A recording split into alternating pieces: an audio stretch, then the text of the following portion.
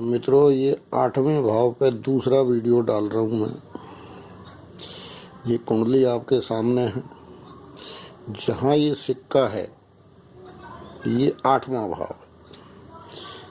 जो नंबर लिखे हैं 1 2 3 4 5 6 7 8, आपका कोई भी नंबर कहीं भी हो उससे मतलब नहीं है। ये 8वां भाव यही है। आपके लगन से 8वां भाव यही गिना जाएगा। कई लोग चंद्र से भी गिनते हैं, मगर मेन लगन को ज़्यादा अहमियत दी है आचार्यों ने। तो ये 8वां भाव पुरातत्व का भाव है। अब पुरातत्व बहुत बड़ी चीज़ है, क्योंकि मित्रों हम कुछ ना कुछ लेकर आए हैं इस दुनिया में।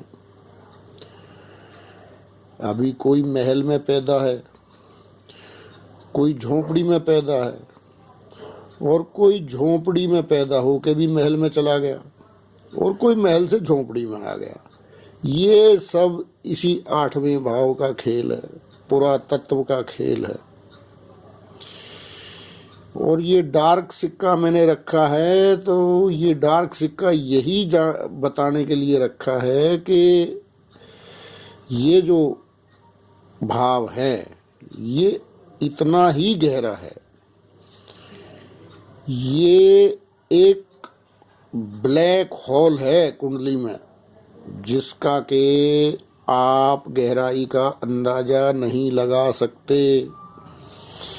ये वो भाव है, और इसके बारे में इतना विश्लेषण किया है पूर्व के आचार्यों ने। मगर क्या है कि आजकल जो ज्योतिष चल रहा है, वो ज्योतिष चल रहा है भाई धन भाव, केंद्र, त्रिकोण। 8वें भाव को बिल्कुल ज्योतिषियों ने एक तरह से मृत्यु भाव कह के और चुप हो गए हैं। हालांकि हो जाना चाहिए, ज्योतिषी को नहीं कहना चाहिए, मगर इससे खाली मृत्यु भाव नहीं है, इससे बहुत कुछ देखा जाता है 8वें भाव से। अब आप या हम या जो भी दुनिया में आया है, इवन पशु पक्षी भी, वो एक पुरातत्व लेके कुछ ना कुछ लेके आया है। एक कोई पिंजरे में पैदा हुआ है, एक घोंसले में पैदा हुआ है। देखो, एक चिड़ियाघर में पैदा हो रहा है जानवर भी।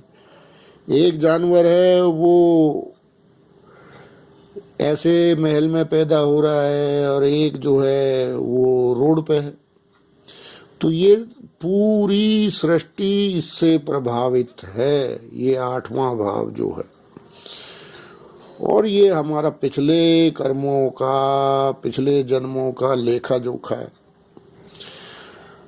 अब वो डिपार्टमेंट में ज्योतिषी भी दिमाग लगा सकता है, आयु के लिए लगा सकता है कि भाई कितनी आयु है, क्या है। बाकी जो आपको इससे मिलने वाला है, जो कि आप सोच भी नहीं सकते। अच्छा भी इतना दे देगा ये कि रोड पे से उठा के और पता नहीं कहाँ पहुँचा देगा। अगर तुम्हारी चाय की दुकान होगी तो तुम्हें पता नहीं कहाँ क्या बना देगा। ये है 8वां भाव। और तुम क्या होगे, किसके लड़के होगे, और क्या बना देगा, ये सब हमारे सामने है मित्रों। अब इसमें सारी साइंस फेल है। क्यों कि इस घर का विश्लेषण आयु तक तो ठीक है, मगर आयु के बाद जो पुरातत्व लाभ वाला है,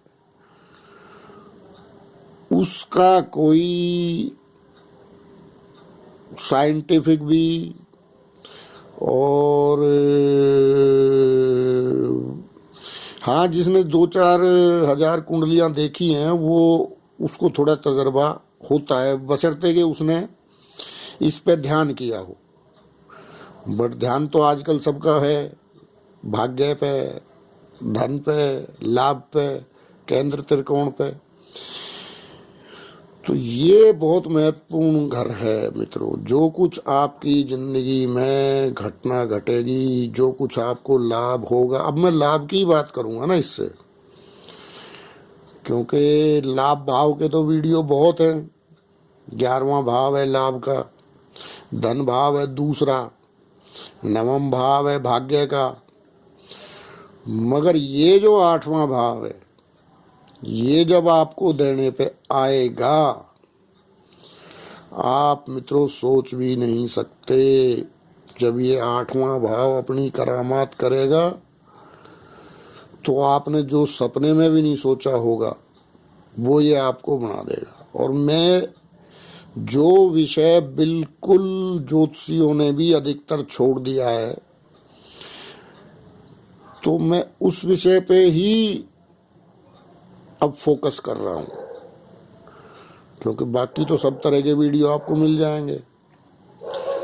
तो मित्रों, ये जो 8वां भाव है, इसी से ही आपको जो कुछ है इस दुनिया में, इसी भाव से आपको माँ मिली। हालांकि चौथा घर बताते हैं ज्योतिषी माता का, लेकिन मित्रों ये पुरातत्व आपके पिछले अगले जन्मों के कर्मों से माँ मिली, पिता मिले। चाहे कोई महल में पैदा हुआ, चाहे कोई झोपड़ी में पैदा हुआ, मगर उसको कुछ ना कुछ इस पुरातत्व से इंसान को मिलता है। फिर आपके पैदा होते ही आपके रिश्तेदार, कितना बड़ा कुटुंब मिलता है। वैसे कुटुंब भाव दूसरा है, तीसरे को भी भाई बहनों से जोड़ रखा है, मगर ये सब बेकार की बात है, क्योंकि जब आपका जन्म ही नहीं होगा तो कुटुंब कहाँ जाएगा भाई। और जो भी 8वां भाव है,